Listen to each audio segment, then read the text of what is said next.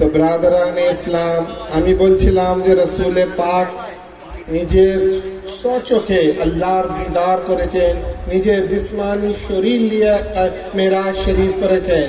হাদিস শরীফ থেকে প্রমাণ করে দিচ্ছি, বুখারী শরীফের হাদিস হচ্ছে, হযরতে আব্দুর রহমান থেকে বর্ণিত আছে, 64 নম্বর পৃষ্ঠার মধ্যে আছে যে হযরতে আব্দুর রহমান বলছেন যে হুজুর রাসূল পাক সাল্লাল্লাহু আলাইহি ওয়াসাল্লাম ইরশাদ করেছেন, রাআইতু রাব্বি ফি আহসানি সূরাতিন, রাআইতু রাব্বি ফি আহসানি সূরাতিন ফাওয়াদাআ কাফফাহু বাইনা কাতাফাইয়া ফাওয়াজাদতু বারদাহু বাইনা সাদাইয়া ফাআলিমতু মা ফিস সামাওয়াতি ওয়াল আরদ।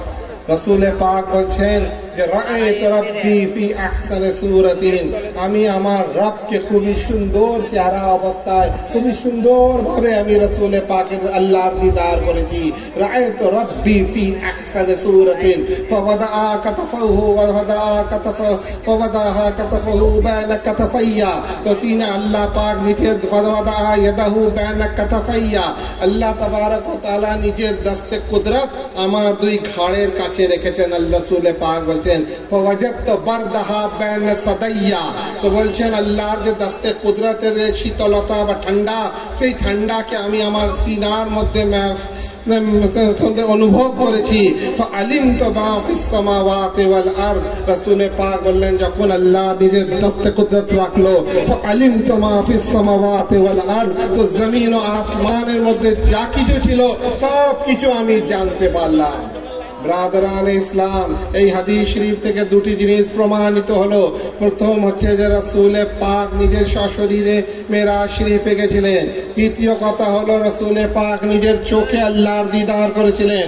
চতুর্থ জিনিস হলো ফাআলিমতু মা ফিস সামাওয়াতি ওয়াল আরদ, আসমান ও জমিনের মধ্যে যা কিছু ঘটেছে, যা কিছু ঘটছে আর যা কিছু কিয়ামত পর্যন্ত ঘটবে, সব ইলমে গায়ব আল্লাহ পাক রাসূল পাককে দিয়ে দিয়েছেন। রাসূল পাক আলিমুল গায়ব হচ্ছেন, আল্লাহ পাক রাসূল পাককে আলিমুল গায়ব করে পাঠিয়েছেন। ব্রাদারান ইসলাম, হযরত ইসমাঈল হাক্কি আলাইহি রাহমা তাফসীর রূহুল বায়ানের মধ্যে লিখছেন, মিনাল মুহাল আন ইয়াদউল কারীম কারীমান ইলা দারিহি ওয়া ইউযিফ হাবিবুন হাবিবান ফি কাসরিহি সুম্মা ইয়াতাসাত্তারু আনহু ওয়া লা ইউরিহি ওয়াজহু। তিনি বলছেন এটি একটি ইম্পসিবল ব্যাপার, একটি অসম্ভব ব্যাপার। ওয়া মিনাল মুহাল আন ইয়াদউল কারীম কারীমান ইলা দারিহি, এক বন্ধু অন্য বন্ধুকে নিজের বাড়িতে দাওয়াত করবে, আইয়াদুল কারীম কারীমান ইলা দারিহি ওয়া ইউযিফু হাবিবুন হাবিবান ফি কাসরিহি, অথবা এক মেজবান এক মেহমানকে নিজের বাড়িতে ডাকবে, সুম্মা ইয়াতাসাত্তারু আনহু ওয়া লা ইউরিহি ওয়াজহু, এবং তারপরে তার থেকে নিজের মুখকে লুকিয়ে নেবে বা লুকিয়ে নিয়ে পর্দার আড়ালে চলে যাবে। এটি একটি মহান কথা। রাসূল পাক নিজে মেরাজে যাননি, আল্লাহ তাবারক ওয়া তাআলা রাসূল পাককে নিয়ে গেছিল। ওই জন্য কোরআন বলেছে আসরা বিআবদিহি, এই আসরা মানে না যে রাসূল চলে গেছেন। আরবি डिक्शनरी खोले देखो, আসরা বিআবদিহি মানে लेकर गया, लेकर जाने वाला कोई है। वो कौन है? जो जात पाक है, जिसमें कोई नक्स नहीं है। अगर किसी के दिल में ये गुमान आए कि कैसे लेकर जा सकता है, उसी को अल्लाह ने पहले काट कर दिया है। अरे बेवकूफो, तुम मेरी कुदरत पे शक करते हो। वो अल्लाह जिसने तुम्हें नाचीज से इंसान बना दिया, जिसने तुम्हें मुर्दा किया फिर जिंदा करेगा, जिसने तुम्हें ये किया बच्चा पैदा किया, जिसने ये किया वो किया, दुनिया को बनाया, उसके लिए क्या नामुमकिन है कि वो अपने बंदे को ना ले जाए। रसूल पाक निजे जाननी, रसूल पाक के अल्लाह तबारक व ताआला लिए গেছিল। যদি রসুল পাকের মেরাজের ইনকার করে তো আসরা বিআবদিহি অনুযায়ী আল্লাহর কুদরতের ইনকার হয়ে যাবে। তো ব্রাদারান ইসলাম, উনি বললেন যে এটা তো অসম্ভব ব্যাপার, আপনারা হুজুর পাককে দাওয়াত করে নিয়ে যান। নিজেদের বাড়িতে, নিজেদের গ্রামের মধ্যে, তারপরে কি লুকিয়ে পড়েন নিজের বাড়িতে যে হুজুরকে নিজের চেহারা দেখাবেন না?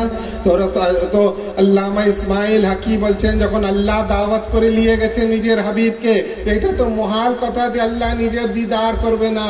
তো এই জন্য উলামায়ে আহলে সুন্নাত ওয়াল জামাত ফিল ইত্তেফাক বলছেন যে রাসূল পাক নিজের এই চোখে আল্লাহ পাকের দিদার করেছিলেন। রাসূল পাক ওয়াফিস যখন আসছিলেন তো রাস্তায় হযরতে মুসা আলাইহিস সালামের সঙ্গে মুলাকাত হয়ে গেল। বললেন, আল্লাহ পাক আপনাকে কি তোহফা দিলেন উম্মতের জন্য? হযরতে মুসা জিজ্ঞাসা করলেন, তো বললেন, আমাকে 50 ওয়াক্তের নামাজ দিয়েছেন আমার উম্মতের জন্য।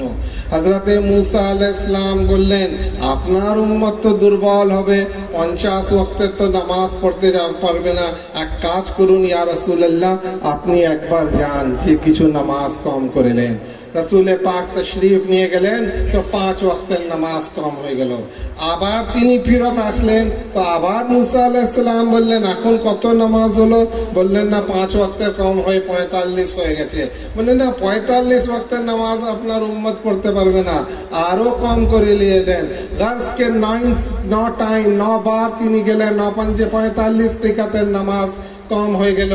তারপরেও মুসা সন্তুষ্ট ছিলেন না। হযরতে মুসা আলাইহিস সালাম রাসূল পাককে বলছিলেন, ইয়া রাসূলুল্লাহ, ইয়া রাসূলুল্লাহ, আরেকবার চলে যান, আরেকবার চলে যান। কিন্তু রাসূল পাক বললেন, না আমাকে লজ্জা লাগছে, আমি যাব না। ব্রাদারানে ইসলাম, এখানে এক লতিফ নুকতা আপনাকে বলতে চাই। আল্লাহ তাআলা তো আলিমুল গায়ব ছিল, আল্লাহ তো জানতো যে 5 ওয়াক্তেরই নামাজ ফরজ হবে, তো 50 ওয়াক্তের নামাজ ফরজ করার কি দরকার ছিল? আল্লাহর কাছ থেকে কি কিছু লিখানো আছে? আল্লাহ তো আলিমুল গায়ব ছিল। আরে আল্লাহ পাক এতে মাসলাহাতে খোদাবন্দি রেখেছিলেন। হযরতে মুসা আলাইহিস সালাম তো আল্লাহর নবী ছিলেন না, তাই চেয়েছিলেন আল্লাহর দিদার করতে। তো আল্লাহ পাক বললেন, তুমি তো তোমার চোখে আমাকে দেখতে পারবে না, তো শুনো, আমার চোখ যাকে দেখেছে তুমি তাকে দিদার করে নেবে, তো আল্লাহর দিদার হয়ে যাবে।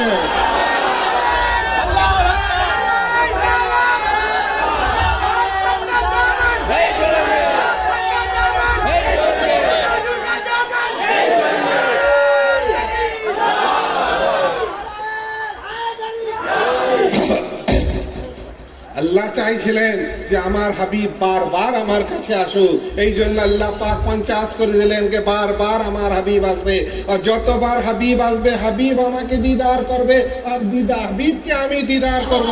আর হাবিবের দিদার থেকে আল্লাহকে যে হাবিব দিদার করছে, সেই দিদার করে হযরতে মুসা আলাইহিস সালামেরও দোয়া কবুল হয়ে যাবে, কারণ নবীর দোয়া কোনোদিন রাদ হয় না। তুমি আমাকে স্বয়ং দেখতে পারো না, পাহাড়ের উপরে জলওয়া দিয়ে দিতে বলেছিলেন, আরে পাহাড় চূর্ণ বিচূর্ণ হয়ে গেছিল, কিন্তু রাসূল পাকের জাতে পাক নাউযুবিল্লাহ চূর্ণ বিচূর্ণ হয় না। রাসূল পাককে আল্লাহ পাক কুদরত দিয়েছেন আল্লাহর দিদারকে বরদাস্ত করার জন্য। কোরআন শরীফের মধ্যে আছে যে কোরআনকে লো আনজালনা আলাল কোরআনি আলা জাবালিন লারাআইতাহু খাশিআন মুতাসাদ্দিআন মিন খাশিয়াতিল্লাহ। আল্লাহ পাক বলেছেন, কোরআনকে যদি আমি পাহাড়ে অবতরণ করতাম তো পাহাড় চূর্ণ বিচূর্ণ হয়ে যেত, কিন্তু রাসূল পাকের জাতে পাক ও জাতে পাক আছে যে কোরআনকে বহন করেছে, যে দিদার ইলাহিকে বহন করেছে। তো হযরতে মুসা আলাইহিস সালামও মিরাজ হচ্ছিল, আমি বলবো যে যতবার যাচ্ছিলেন আল্লাহর দিদার করছিলেন, আর উনার দিদার থেকে হযরতে মুসা আলাইহিস সালামেরও দিদার হচ্ছিল। তো বিরাদরানে ইসলাম, হুজুর নবী পাক সাল্লাল্লাহু আলাইহি ওয়াসাল্লাম ওয়াপস তশরিফ লাসলেন, কুফারে মক্কারা ইনকার করলো, এত হতে পারে না, কি করে হয়? এক রাতের মধ্যে মানুষ মসজিদে হারাম থেকে মসজিদে আকসা থেকে সিদরাতুল মুনতাহা, এটা অবাক কথা, কেউ ইনকার করছিল। হযরতে উম্মে হানিকে রাসূল পাক বললেন, হযরতে উম্মে হানি বললেন, আমি তো বিশ্বাস করছি, কিন্তু আপনার কুফারে মক্কারা বিশ্বাস করবে না। আবু জাহেল বলে দিল, না এটা হতে পারে না। হযরতে আবু বকর সিদ্দিককে জিজ্ঞাসা করলো, হযরতে আবু বকর সিদ্দিক রাদিয়াল্লাহু তাআলা আনহু বললেন, লা ইন কালা লা সাদাকা, যদি আমার মুহাম্মদ সাল্লাল্লাহু আলাইহি ওয়াসাল্লাম বলেছেন তো নিশ্চয়ই সত্য বলেছেন। তখন থেকে হযরতে আবু বকর সিদ্দিকের নাম সিদ্দিক লাকাব পড়লো, মানে তাসদীক করনে ওয়ালা। যেহেতু উনি রাসূল পাকের মিরাজ শরীফের তাসদীক করেছিলেন, ওই জন্য ওনার লাকাব পড়েছে সিদ্দিক আকবর। তো বিরাদর ব্রাদারানে ইসলাম, আবু জেহেলরা প্রশ্ন করলো, আচ্ছা আপনি বাইতুল মাকদাস গিয়েছিলেন, আপনি বলুন তো বাইতুল মাকদাসের কটা দিওয়ার আছে, বাইতুল মাকদাসে কত জানালা আছে, বাইতুল মাকদাসের মধ্যে কতটা পিলার আছে। রাসূল পাক সব বর্ণনা করে দিলেন। ব্রাদারানে ইসলাম, আমি অনেক জায়গায় যাই, আমি কি দরজা জানালা গুনি? আপনারাও যান, দরজা জানালা গুনেন কি? যে আমি আমাদের মৌলানা সাহেবের বাড়িতে যদি যাই, আমি কি দেখবো যে 10টা জানালা আছে না 5টা জানালা আছে? কিন্তু রাসূল পাককে তো আল্লাহ তাআলা সবকিছু ইলম দিয়ে দিয়েছে।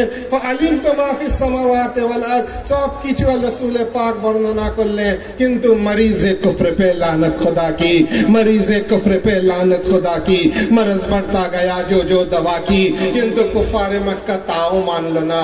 তো বিরাদরানে ইসলাম, যে মানলো না আর যে মেনে নিল, সে সিদ্দিক আকবর হয়ে গেল, তো কেউ উমরে ফারুক হয়ে গেল, তো কেউ উসমানে গনি হয়ে গেল, তো কেউ আলিয়ে মুর্তজা হয়ে গেল, কেউ হাসানে মুজতবা হয়ে গেল, কেউ হুসাইন শহীদ কারবালা হয়ে গেল, কেউ ফাতেমাতুজ জাহরা হয়ে গেল, কেউ হযরতে আয়েশা সিদ্দিকা হয়ে গেল, তো কেউ হযরতে আবু হুরায়রা হয়ে গেল, তো কেউ সলমান ফারসি হয়ে গেল, কেউ হযরতে অন্য সাহাবায়ে কেরাম হয়ে গেলেন, কেউ আহলে বাইতে পাক হয়ে গেলেন। তো রাসূল পাকের মেরাজ শরীফের পুরো ঘটনাকে একটু আপনাদের সামনে পেশ করার চেষ্টা করলাম। হুজুর রাসূল পাকের वो মেরাজ শরীফ আছে, এই মেরাজ শরীফে রাসূল পাককে আল্লাহ পাক জিসমানি শরীরে নিয়ে গেছিলেন এবং জিসমানি শরীরে নিয়ে এসেছিলেন। তো ব্রাদারানে ইসলাম, রাসূল পাকের মেরাজ হচ্ছে সব থেকে বড় মুজিজা, রাসূল পাকের মেরাজ। এই মেরাজের উপরে যদি সায়েন্টিফিক্যালি তাকরীর করা যায় না, তাহলে আপনারা বুঝতে পারবেন যে মেরাজ শরীফের কি হাকিকত আছে।